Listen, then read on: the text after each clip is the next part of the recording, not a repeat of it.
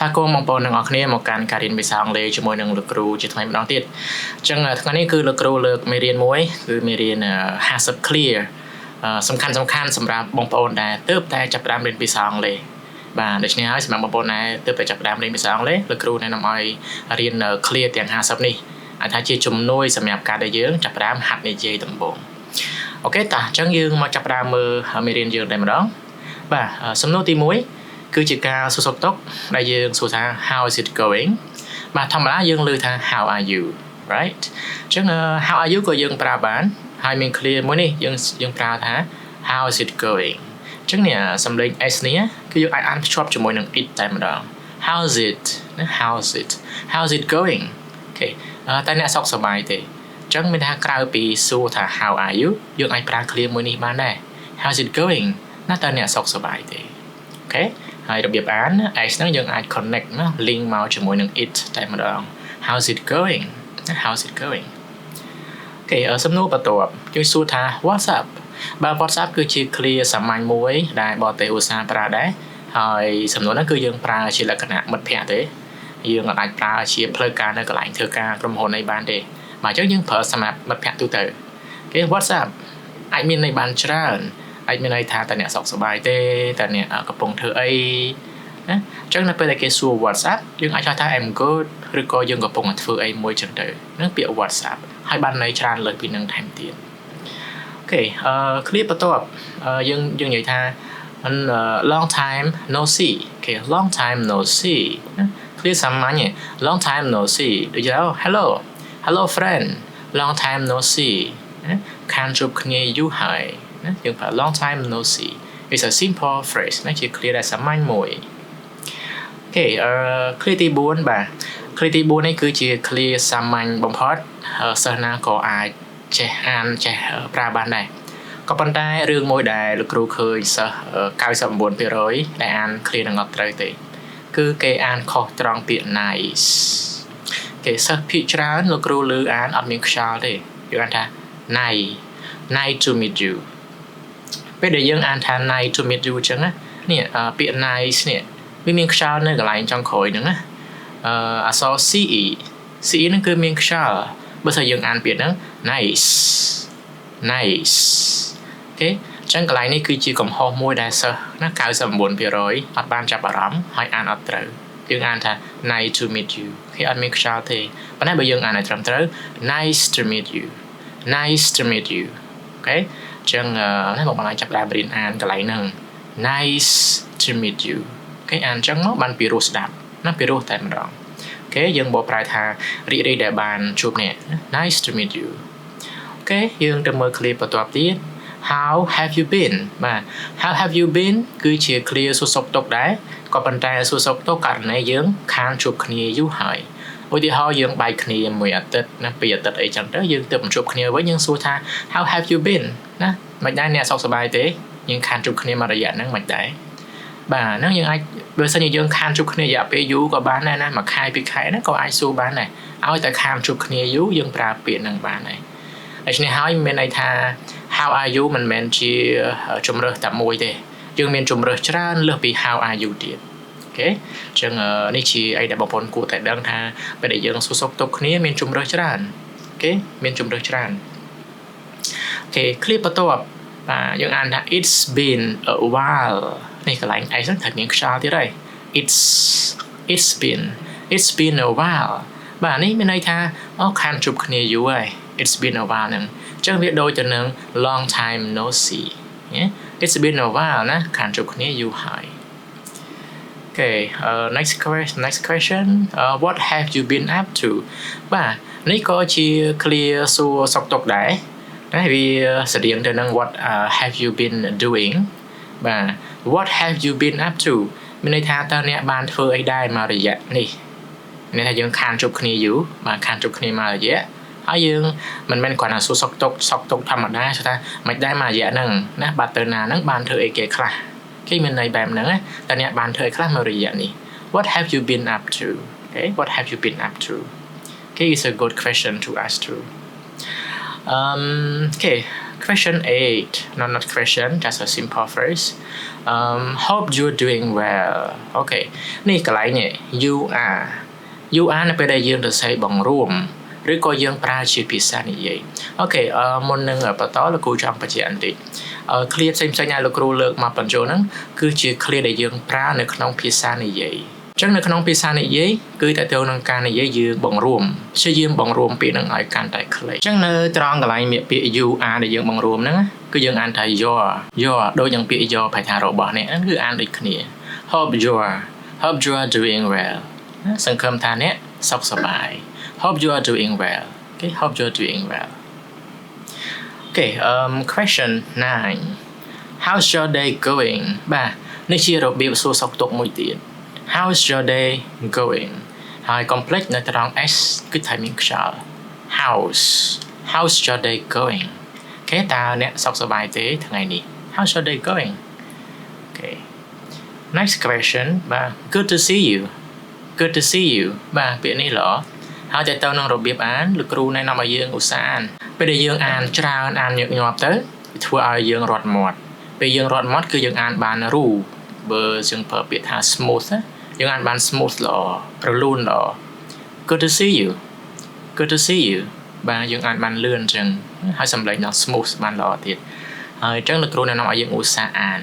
ច្រើនជួយឲ្យយើងចាំពាក្យបានច្រើនហើយរបៀបអានយើងហ្នឹងក៏បានរលូនល្អដែរបាទ good to see you ណាសប្បាយចិត្តដែលបានជួបអ្នកខ្ញុំសប្បាយចិត្តដែលបានជួបអ្នក good to see you បាទលេខ11 could you help me with this បាទនេះគឺជារបៀបពឹងឲ្យគេជួយហើយដែលយើងប្រើជាមួយនឹងពាក្យ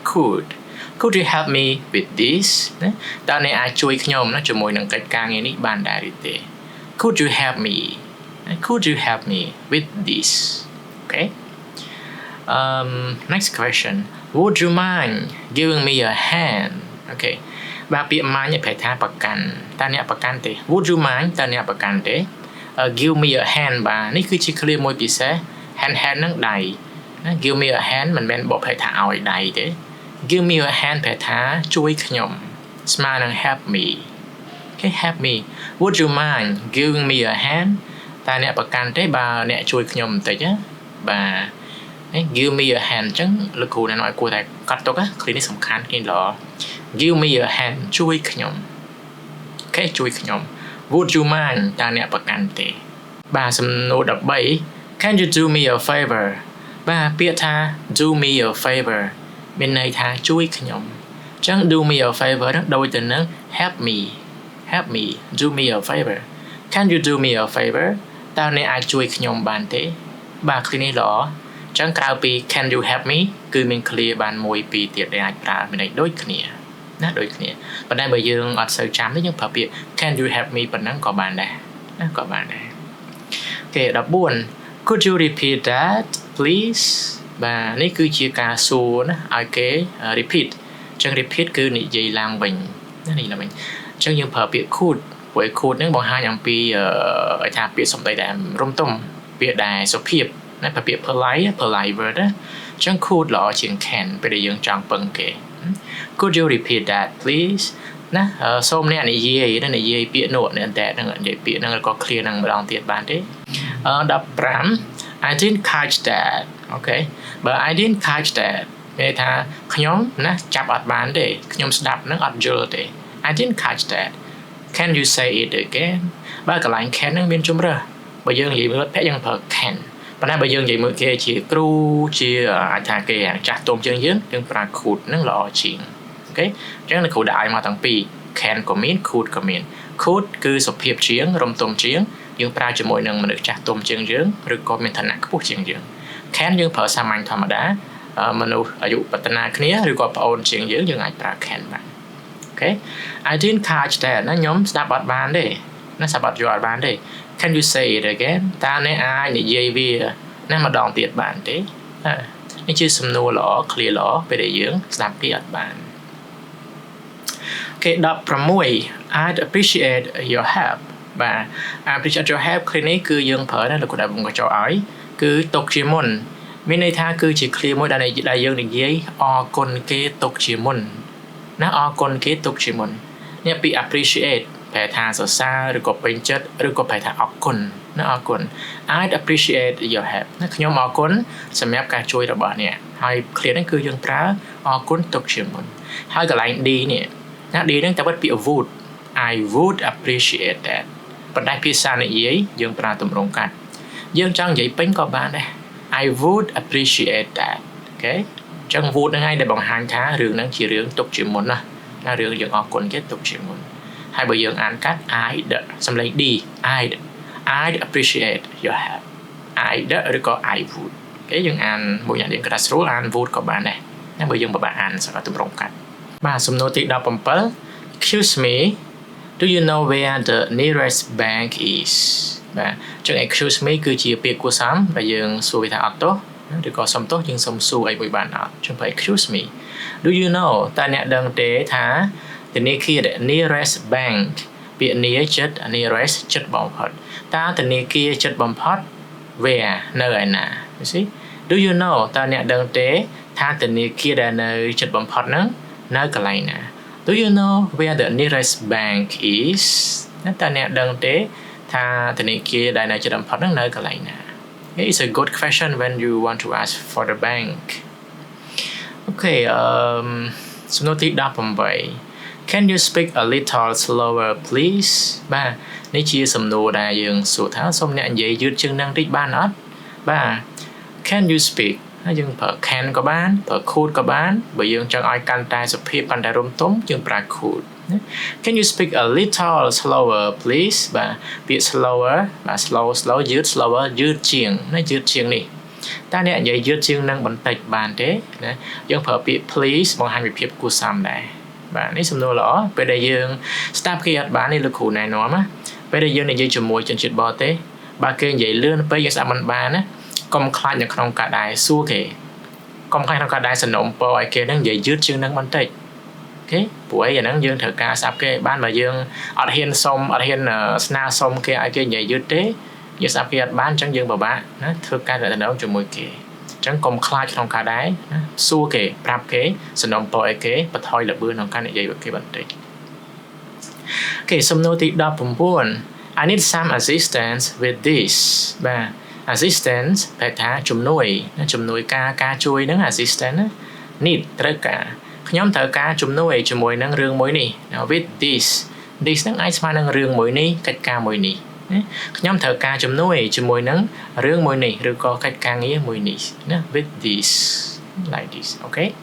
ហើយកុំភ្លេចពាក្យ assistance you see ពាក្យ assistant មាន ce នៅពីក្រោយណា ce នេះអញ្ចឹងពាក្យ assistance គេប្រែថាការជួយហើយពេលយើងអានកុំភ្លេចមាន ce យើងគឺមានខ្យល់ assistance អូខេ assistance អូខេសំណួរបន្ទាប់សំណួរលេខ20 Sorry to bother you បាទសុំទោសដែលរំខានអ្នក Sorry to bother you ណាពាក្យ bother ហ្នឹងប្រែថារំខាន But I have a quick question ប៉ុន្តែខ្ញុំមានសំណួរខ្លីមួយអូខេ Sorry to bother you សុំទោសដែលរំខានអ្នក But ប៉ុន្តែ I have a quick question ខ្ញុំមានសំណួរខ្លីមួយចង់សួរអូខេមានន័យថាពេលដែលយើងមុននឹងយើងសួរគេយើងគួរតែប្រើពាក្យនេះ sorry to bother you excuse me ណាដែល excuse me ក៏បានដែរណាកន្លែងហ្នឹងអូខេ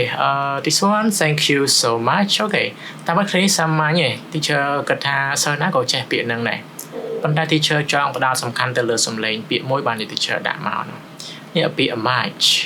គេសិស្សជាច្រើនអានពាក្យ much អត់ដែលសូវឮសំឡេងប្រហែលនេះនេះសំឡេង ch នេះ much right thank you so much បើយើងអានបាត់អាសំឡេងឆើហ្នឹងគឺខ្វះសំឡេងគឺការអានយើងអត់តន់ល្អនៅឡើយទេ thank you so much thank you so much ណាមានឆើនៅពីក្រោយហ្នឹងផងដើម្បីឲ្យវាពីរោះឲ្យវាត្រឹមត្រូវដូចនឹងសំឡេងបរទេសគេអានអូខេ thank you so much ណាអរគុណអ្នកខ្លាំងណាស់គេសំណួរ22 I really appreciate it បាទពី appreciate យើង appreciate បាទ appreciate បានន័យច្រើនតែថាពេញចិត្តណាសរសើរឬក៏អាចស្មើនឹងអរគុណណាអរគុណក៏បានដែរពេលដែលយើងពេញចិត្តនៅពេលដែលអ្នកដទៃនេះគេធ្វើរឿងអីមួយហើយយើងឃើញអូអ្នកធ្វើនឹងបានល្អណាស់យើងចង់បង្ហាញអំពីអារម្មណ៍ថាខ្ញុំពេញចិត្តអីដែលអ្នកធ្វើណាខ្ញុំចង់អរគុណអីដែលអ្នកបានធ្វើយើងប្រើពាក្យ appreciate ណា appreciate ខ្ញុំពិតជាណាពេញចិត្តនឹងអីដែលអ្នកធ្វើហ្នឹងណាឬក៏ខ្ញុំពិតជាអរគុណរឿងមួយហ្នឹងណាអរគុណជាមួយនឹងរឿងនេះ it នេះរឿងអីដែលគេយើងកំពុងនិយាយហ្នឹងឯង I really appreciate it ណាខ្ញុំពិតជាពេញចិត្តឬក៏អរគុណណាជាមួយនឹងរឿងមួយហ្នឹងណាអូខេ appreciate ពាក្យនេះល្អគេឧស្សាហ៍ប្រើច្រើនមែនតើណា appreciate អូខេ thanks a lot អូខេអរគុណច្រើនអាចប្រើពាក្យ thank you ក៏បាន thank you so much ក៏បាន thanks a lot ក៏បានហើយ thanks a lot យើងឃើញពាក្យ thank មាន s ហើយមាននៅជាមួយបើសិនមកយើងចង់រៀនអានឲ្យពីរោះយើងអានភ្ជាប់គ្នា s ហ្នឹងភ្ជាប់ជាមួយនឹងតែម្ដង thanks a lot thanks a lot ណាយើងអាន link ចឹងក៏បានដែរចឹងករណីខ្លះយើងលឺបរទេសគេអានលឿនណាសំឡេងយើងជាប់គ្នាហើយ thanks a lot ណាអរគុណច្រើន okay like this 24 I'm so grateful បាទពាក្យ grateful ប្រែថាដឹងគុណណាពាក្យ grateful ហ្នឹងប្រែទៅនឹងការដែលយើងដឹងគុណណាអូគេធ្វើហ្នឹងគេមានគុណលើយើងណា I'm so grateful ណាស្មើនឹងយើងខ្ញុំដឹងគុណណាប៉ុន្តែខ្មែរយើងអត់សូវខ្ញុំដឹងគុណនេះឯងខ្ញុំអរគុណនេះស្មើនឹងអរគុណអ្នកខ្លាំងណាស់ I'm so grateful ណាខ្ញុំពិតជាអរគុណខ្លាំងមែនតើអរគុណអ្វីដែលគេបានជួយយើងនឹងឯងអញ្ចឹងពាក្យ grateful ប្រែថាពេញដោយក្តីដឹងគុណណាពេញដោយក្តីដឹងគុណតែគាត់ថាខ្មែរយើងអត់សូវនិយាយថាខ្ញុំដឹងគុណអ្នកអញ្ចឹងយើងអត់សូវនិយាយទេអញ្ចឹងលោកគ្រូបកឲ្យថាខ្ញុំអរគុណអ្នកខ្លាំងណាស់ទៅវិញទៅដើម្បីយើងអាចស្រួលយល់បែបជាភាសាខ្មែរយើង Okay 25 I'm sorry about that នេះគឺជារបៀបសុំទោសណាសុំទោសករណីយើងមានថាយើងធ្វើរឿងអីមួយហ្នឹងវាប៉ះពាល់ទៅដល់គេវារំខានទៅដល់អ្នកដទៃក្នុងករណីដែលយើងហ្នឹងអត់មានបំណងធ្វើរឿងហ្នឹងដោយការប៉ុនប៉ងអីទេយើងធ្វើវាដោយចៃដន្យដោយអចេតនាអញ្ចឹងណាហើយគេថា I'm sorry about that អូខេខ្ញុំសុំទោសចំពោះរឿងនោះណាយើងសោកស្ដាយអំពីរឿងហ្នឹងឯងគឺយើងសោកស្ដាយអំពីរឿងហ្នឹងវាអាចជាករណីមួយឧទាហរណ៍ថាយើងលើដំណឹងមិនល្អឧទាហរណ៍តាមមិត្តភក្តិយើងណាអ្នកដែលយើងនិយាយជាមួយហ្នឹងរឿងមានដំណឹងមិនល្អជាមួយនឹងគាត់ឬក៏ដំណឹងមិនល្អជាមួយនឹងក្រុមគ្រួសារគាត់អីចឹងទៅហើយយើងចង់ថា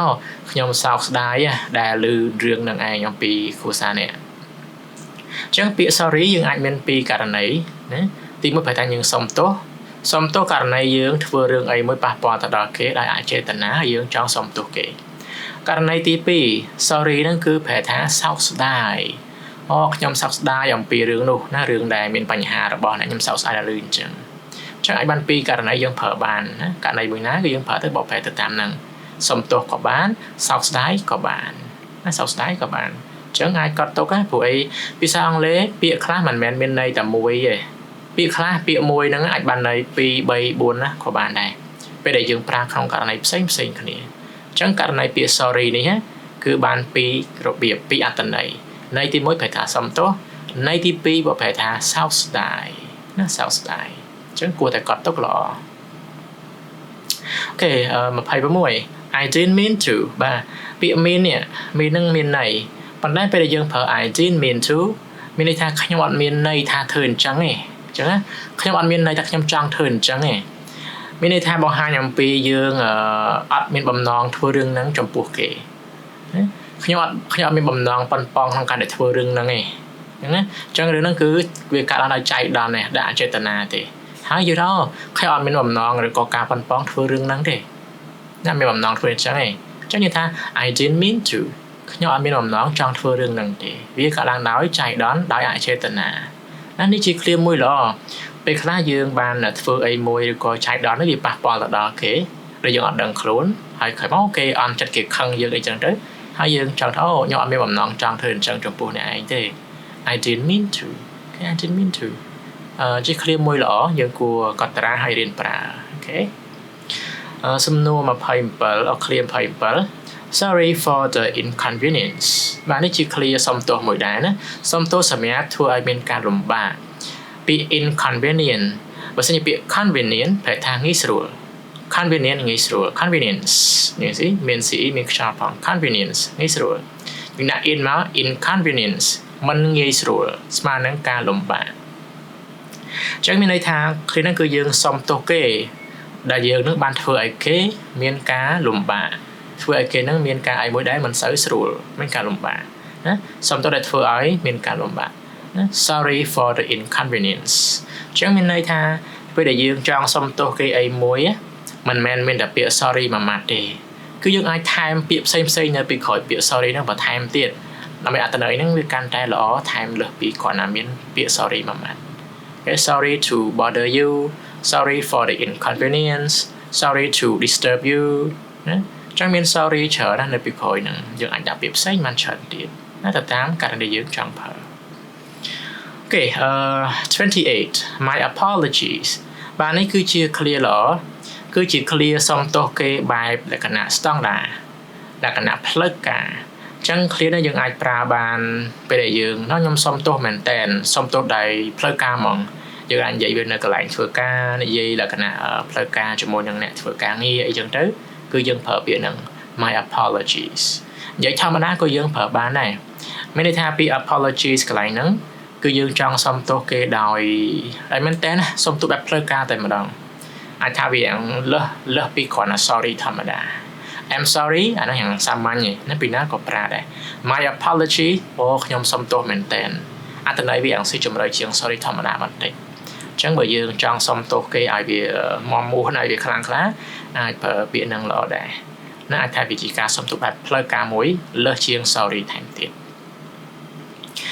No worries បាទ No worries គេកុំបារម្ភណាកុំបារម្ភអីបាច់បារម្ភទេបាទ worry យើងដាក់អីជំនាញខ្យល់ផង No worries Okay, no worries ពេលដែលយើងរៀនអានលោកគ្រូណែនាំបើសិនមកឃើញពាក្យនឹងមានអក្សរ S ហើយយើងរៀនមានខ្យល់ទៅណាមានសំឡេងមកឲ្យវាពីរោះហើយត្រូវទៀត No worries ណាកុំបារម្ភអីណាកុំបារម្ភអីdon't mention it បាទ don't mention it ប្រែថាមិនអីទេក៏ប៉ុន្តែមានពាក្យមួយទៀតដែលយើងប្រែថាមិនអីទេពាក្យថា you welcome ក៏មិនអីទៀតដែរប៉ុន្តែលោកគ្រូចង់លើកពាក្យ don't mention it Don't mention it គឺគេប្រើករណីយើងបានជួយគេលើកអីវ៉ាន់អីមួយចឹងទៅហើយគេអរគុណយើងហ្នឹងអរគុណដែលបានយើងហ្នឹងបានជួយគេហើយយើងថាមិនអីទេរឿងកបិកប៉ុកទេខ្ញុំអត់បាច់អរគុណស្អីទេហើយបានយើងប្រើពាក្យ don't mention it ចឹងយើងគួរតែកត់ទុកថាពាក្យ don't mention it គឺប្រើនៅពេលដែលគេអរគុណសម្រាប់អរគុណមកកាន់យើងហើយយើងថាមិនអីទេរឿងកបិកប៉ុកប៉ុណ្ណឹងយើងនិយាយថា don't mention it អញ្ចឹងលោកគ្រូឃើញសិស្សខ្លះគាត់ប្រើពាក្យហ្នឹងអត់សូវត្រូវទេខុសពេលវេលាប្រើខុសពេលវេលាអញ្ចឹងគួរកត់ទុកពេលយើងជួយគេអរគុណយើងបានយើងប្រើ don't mention it ណា don't mention it អូខេសំណួរលេខ31 How about going for a coffee នេះគឺជាសំណួរបែបការឲ្យគំនិតយោបល់ណាការបបួលឬក៏ការលើកជាគំនិតយោបល់ How about ចុះបើណា How about ហ្នឹងចុះបើទៅណាទៅផឹកកាហ្វេទៅគិតមិនដែរបាទណាចុះបើយើងទៅញ៉ាំកាហ្វេមិនដែរនេះគឺជាសំណួរបែបលើកជាគំនិតយោបល់ហើយយើងសួរដោយ How about going for a coffee ចុះបើយើងទៅញ៉ាំកាហ្វេយ៉ាងម៉េចដែរនេះសំណួរល្អសម្រាប់យើងណាចង់បបួលគ្នាទៅណាមកណាហើយយើងលើកជាយោបល់យើងសួរសំណួរហ្នឹងល្អ How about ចុះបើOkay 32 Why don't we try that new restaurant បាទនេះយើងប្រើ why don't Okay នេះគឺជាការបបួលដែរមិនក៏យើងមិនទៅណាមិនក៏យើងមិនទៅសាកល្បងណាហាងថ្មីឬក៏ភោជនីយដ្ឋានថ្មីទៅ Why don't we try ហេតុអីក៏យើងមិនសាកល្បងនេះគឺជាសំណួររបៀបបបួលណាបបួលហើយយើងសួរឲ្យ why don't ហេតុអីបានជាយើងមិនទៅសាកល្បងនោះ restaurant ថ្មីហ្នឹងទៅហាងថ្មីហ្នឹងទៅឃើញទេសំណួរល្អដែរការបបួលណាបបួលទៅញ៉ាំអីចឹងអូខេ why don't ណារៀនប្រើឃ្លាចឹងល្អមែនតើclear ទី33 let's meet up this weekend បាទពាក្យ meet up ហៅថាជួបជុំគ្នាណាជួបជុំគ្នាបែបជួបនិយាយគ្នាលេងនិយាយចឹងទៅណា meet up ហ្នឹង let's ណាជាការបបួលតោះយើង let's តោះយើងជួបគ្នានៅចុងសប្តាហ៍នេះ let's meet up this weekend ណា let's meet up this weekend តោះយើងជួបគ្នានៅចុងសប្តាហ៍នេះណាសំណួរបបួលគ្នា Okay 34 That sounds like a great idea Okay នេះពាក្យ sound នេះគេអាសាប្រើ That sounds like a great idea ណាស្ដាប់ទៅគឺជាកំណត់ល្អមែនតើនៅពេលដែលគេលើកយោបល់អីមក ហើយយើងស្ដាប់គេនិយាយលើករបស់យោបល់នឹងចប់យើងចង់ថាយោបល់នេះល្អស្ដាប់ទៅល្អចឹងយើងថា that sounds like a good idea ឬក៏ like a great idea គឺជារបៀបនៅក្នុងការដែលយើងឆ្លើយឆ្លងជាមួយគេហើយប្រាប់ថាអីដែលអ្នកលើកមកហ្នឹងគឺល្អ that sounds like a great idea អូខេសំណួរនេះល្អ clear នឹងល្អបាទ clear ល្អ35 I'm not sure about that I'm not sure about that I'm not sure ខ្ញុំ I'm not sure ពាក្យ sure សំឡេងធ្ងន់បើយើងអាន not sure អក្សរសដាក់ស្អួរនឹងអត់ទាន់ត្រូវទេ sure សំឡេងធ្ងន់ I'm not sure about that តែខ្ញុំមិនច្បាស់អំពីរឿងនោះទេអញ្ចឹងពាក្យ sure នោះគាត់ថាច្បាស់លាស់ I'm not sure ខ្ញុំអត់ច្បាស់ទេនៅអំពីរឿងនោះហើយពាក្យ sure រៀនអានឲ្យត្រូវសំឡេងធ្ងន់ហើយមានខ្យល់អានខ្លាំង sure ណាសំឡេងអញ្ចឹងបានត្រូវបើយើងអាន sure អក្សរសដាក់ស្អួរហ្នឹងអត់ទាន់ត្រូវទេ I'm not sure about that Okay 36 maybe another time ណាប្រហែលចាំលើកក្រោយនេះគឺជា clear ឆ្លើយតបនៅពេលដែលគេបបួលយើងហើយគេបបួលយើងទៅញ៉ាំអីអញ្ចឹងទៅគេថាអូប្រហែលជាអត់បានទេមកទៅចាំលើកក្រោយយើងឆ្លើយថា oh maybe another time I'm sorry maybe another time ណាប្រហែលជាចាំលើកក្រោយmaybe another time ណាប្រហែលចាំលើកក្រោយគេពេលដែលយើងចង់ឆ្លើយថាអត់ទៅអត់បានហ្នឹងណាចឹងនៅពេលដែលយើងចង់អូខេម្ដងទៀតចឹងនៅពេលដែលយើងចង់ឆ្លើយថាខ្ញុំទៅអត់បានទេបើយើងឆ្លើយ no តែម្ដងដូចជាវាមិនសូវសមរម្យអីចឹងទៅចឹងយើងចង់ថាប្រហែលជាចាំលើកក្រោយចុះថ្ងៃហ្នឹងរវល់អីចឹងទៅណាឆ្លើយចឹងវាព្រោះជាង maybe another time អូខេចឹងសំណួរ clear ល្អបាទ clear ល្អយើងគួររៀនប្រើ I love to but I'm busy នេះគឺជា clear ល្អដែរយើងអត់បានទៅដូចគ្នាអត់បានទៅបណ្ដាយើងថាយើងមាន headផលអីគេណា I'd love to ខ្ញុំចង់ទៅដែរនេះ I would love ហ្នឹងណា I would love to ឬក៏ I'd love to ណាខ្ញុំចង់ទៅដែរប៉ុន្តែ I'm busy but I'm busy អូខេខ្ញុំចង់ទៅជាមួយអ្នកដែរប៉ុន្តែខ្ញុំរវល់ទៅអត់បានទេអូខេជារបៀបបដិសេធដោយគូសំដោយប្រើពាក្យគូសំOkay 38 let's do it បាទ let's do it មានថាគេបបួលយើងណាគេបបួលយើងទៅណាមកណាអញ្ចឹងទៅហើយយើងអូខេជាមួយគេអញ្ចឹងលើសគ្រាន់តែពីឆ្លើយថា yes ឆ្លើយ yes ក៏បានដែរប៉ុន្តែយើងមានពាក្យផ្សេងទៀតឆ្លើយក្រៅពី yes ណាយើងកុំប្រើ yes រហូតពេកអាចប្រើពាក្យផ្សេងខ្លះទៅ let's do it តើយើងធ្វើរឿងហ្នឹងអញ្ចឹងតើយើងទៅញ៉ាំអីអញ្ចឹងអូខេចឹង let's do it នេះគឺការដែលយើងយល់ព្រមជាមួយគេព្រមធ្វើរឿងហ្នឹងជាមួយគ្នាទៅណាមកណាជាមួយគ្នា let's do it តើយើងតើធ្វើរឿងហ្នឹង39 sounds good to me អូខេស្តៀង clear ពីមុនដែរគឺយើងចង់ថាអីដែលអ្នកនិយាយហ្នឹងគឺល្អស្ដាប់ទៅល្អគឺខ្ញុំអាចធ្វើរឿងហ្នឹងជាមួយអ្នកឬក៏យល់ព្រមអីដែលអ្នកលើកឡើងមានន័យថានៅពេលដែលគេលើកជាគំនិតយោបល់អីមួយដល់ពេលយើងស្ដាប់ទៅយោបល់គេល្អហើយយើងយល់ព្រមជាមួយគេអូខេ sounds good to me អូខេល្អជាមួយខ្ញុំគឺអូខេអាចទៅបានឧទាហរណ៍គេបបួលយើងទៅញ៉ាំអីនៅហាងណាមួយទៅថាអូខេហាងហ្នឹងល្អតាខ្ញុំអាចទៅបាន sounds good to me អូខេខ្ញុំអាចទៅបានអញ្ចឹង clear ហ្នឹងគឺជា clear ដែលយើងស្ដាប់គេរួចហើយយើងយល់ព្រមជាមួយគេ sounds good to me យើងយល់ព្រមជាមួយគេហើយ clear ហ្នឹងបាទ40 that works for me នេះក៏ដូចគ្នាគឺជា clear ដែលយើងយល់ព្រមជាមួយគេណាយើងបបួលគ្នាទៅណាមកណាធ្វើអីចឹងហើយយើងស្ដាប់គេចប់យើងយល់ព្រមជាមួយគេថាអូខេខ្ញុំអាចធ្វើរឿងហ្នឹងឬក៏ទៅជាមួយអ្នកបានយើងយល់ព្រមជាមួយគ្នាហើយ that works for me បែបហ្នឹងគឺសម្រាប់ខ្ញុំគឺបានអូខេណាការឆ្លើយយល់ព្រមជាមួយគេសំណួរទី41 what do you think បាទតើអ្នកគិតយ៉ាងណាដែរណាសំណួរសាមញ្ញ what do you think តើអ្នកគិតយ៉ាងណាដែរអញ្ចឹងជាសំណួរបែបការដែលយើងសួរអំពីគំនិតយោបល់របស់គេ what do you think តើអ្នកគិតយ៉ាងណាហើយពេលដែលយើងអានពាក្យ think ណាសំឡេង k បើនៅចុងក្រោយយើងរៀនមានសំឡេងផង think what do you think like that 42 I have no idea I have no idea ខ្ញុំអត់មានគំនិតអីទេបាទមានគំនិតមានយោបល់អីទេអញ្ចឹងពេលដែលគេសួរយើងសួរយោបល់យើងទៅថាអូខេខ្ញុំដូចជាអត់មានគំនិតអីសោះ យើងថា I have no idea I have no idea okay 43 I'm just kidding បាទពាក្យនេះយើងអាន kidding យើងអត់អានថា kidding ទេ teacher លឺសិស្សខ្លះគេអានថា kidding ហ្នឹងគាត់អានអត់ត្រូវអានច្រឡំឬក៏អានខុសហើយនឹងអត់ត្រូវទេណា kidding I'm just kidding ខ្ញុំគ្រាន់តែនិយាយលេងតា okay I'm just kidding ណាខ្ញុំគ្រាន់តែនិយាយលេងទេណាពាក្យហ្នឹងល្អហើយយើងក៏អាសាប្រើច្រើនដែរ That makes sense to me អូខេពាក្យនេះល្អលោកគ្រូឃើញបទទេគេប្រើច្រើនណាពាក្យនេះ That makes sense to me ពាក្យនេះយើងប្រើនៅពេលដែលគេបញ្យល់ឧទាហរណ៍ថាមានរឿងអីមួយយើងស្ដាប់ទៅឬក៏យើងមើលទៅយើងអត់សូវយល់ហើយគេបញ្យល់មកកាន់យើងគេបញ្យល់មកកាន់យើងទៅយើងយល់ដែរយើងយល់រឿងដែលគេបញ្យល់ហ្នឹងណាហើយយើងថា that makes sense to me បញ្យល់ចាំខ្ញុំយល់អីចឹងណាដំបូងយើងអត់យល់ទេយើងអត់យល់ឬក៏យើងយល់ខុសអីចឹងហើយយើងសួរគេដើម្បីគេបញ្យល់យើងបន្ថែមមើលហេតុអីបានអញ្ចឹងដល់ពេលគេបញ្យល់មក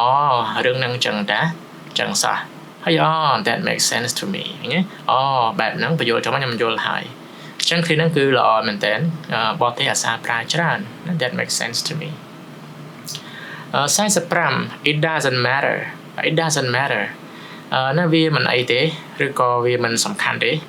ណាមានពេលដែលគេប្រាប់រឿងអីមកហ្នឹងរឿងហ្នឹងមិនអីទេរឿងហ្នឹងមិនអីកុំបារម្ភអី it doesn't matter ហ្នឹងវាអត់យើងអត់ខ្វល់អំពីរឿងហ្នឹង it doesn't matter យើងអត់ខ្វល់អំពីរឿងមួយហ្នឹងអត់អីទេអត់មានបញ្ហាអីទេ it doesn't matter ណាវាមិនអីទេវាមិនសំខាន់ទេហើយពាក្យ matter បើសិនជាយើងអាសាប្រើជាមួយនឹងអាមេរិកកាំងជនជាតិបរទេសអាមេរិកកាំងគឺយើងអក្សរ T នៅកតុយចុងក្រោយនេះយើងអានសំឡេងរហ្នឹងជាមួយនឹងអាមេរិកកាំងតែជាមួយចិត្តផ្សេងអាចអានធម្មតា matter okay matter តែអាមេរិកកាំងអាន matter okay it doesn't matter 46 I totally agree បាទពាក្យ agree យល់ស្របយល់ព្រម totally ប្រែថាទាំងស្រុងខ្ញុំយល់ស្របនឹងអ្នកទាំងស្រុង I totally agree ខ្ញុំយល់ស្របទាំងស្រុងណាពាក្យនេះល្អយើងអាចប្រើជំនួសពាក្យ yes ក៏បាន I totally agree ខ្ញុំយល់ស្របទាំងស្រុង47 I'm not sure okay I'm not sure ហើយកុំភ្លេចពាក្យ sure អានឲ្យត្រូវផង I'm not sure ណាខ្ញុំមិនច្បាស់ទេខ្ញុំមិនប្រកាសទេបាទហើយគ្នាហ្នឹងក៏ជា clear ដែលយើងអាសាឆ្លើយឆ្លងគ្នាយើងខ្ញុំអត់ច្បាស់ទេអំពីរឿងហ្នឹង I'm not sure about that 48 I'll let you know okay I will ណាអក្សរ L ពីរដងហើយមានបន្តហ្នឹង I will let you know ឬក៏ I'll បើយើងអាន I'll let you know ខ្ញុំនឹងប្រាប់ឲ្យអ្នកដឹង I'll let you know 49 It's up to you ណាវាស្រេចតែអ្នកទេគេឃើញនេះក៏ល្អដែរ It's up to you It's នេះមានខ្យល់ផង It's up to you ណាវាស្រេចតែអ្នកទេវាតាមតែអ្នកទេអ្នកគិតមិនចង់មិនគឺធ្វើតាមអ្នកចោះ It's up to you អូខេ clear ល្អបាទ clear 50ជា clear ចុងក្រោយរបស់យើង See you later បាទជួបគ្នាពេលក្រោយណាគឺយើងប្រើនៅពេលដែលយើងលាគ្នា Goodbye See you later ហើយពាក្យ later ហ្នឹងយើងអានអាមេរិកកាំងយើងអាន later គេបើយើងអាសាជួបអាមេរិកកាំងយើងអាន later អញ្ចឹងទៅហើយបើយើងអានតង់អង់គ្លេសចំតួ later see you later អាមេរិកកាំង see you later អូខេអញ្ចឹង clear ទាំង50សម្រាប់អ្នកដែលរៀនដំបូងអញ្ចឹងសង្ឃឹមថាយើងបានកត់ត្រានៅ clear សំខាន់ទុកប្រើប្រាស់ហើយពិសេសគឺព្យាយាមរៀនអានឲ្យត្រូវសំឡេងខ្យល់សំអានខ្យល់អូខេអញ្ចឹងលោកគ្រូមានប៉ុណ្ណឹងចាំជួបគ្នានៅពេលក្រោយ